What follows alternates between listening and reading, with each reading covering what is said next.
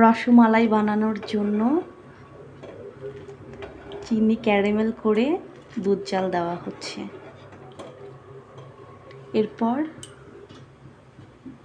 ছোট ছোট মিষ্টিগুলো ছেড়ে দেব দুধের মধ্যে।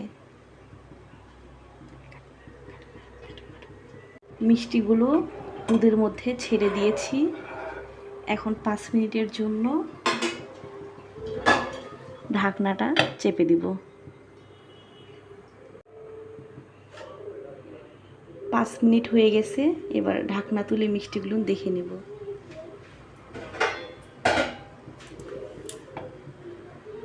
মিষ্টিগুলো অনেক বড় বড় হয়ে গেছে, ফুলে ফুলে।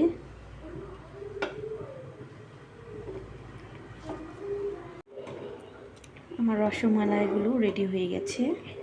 এখন আমি জালটা বন্ধ করে দিব।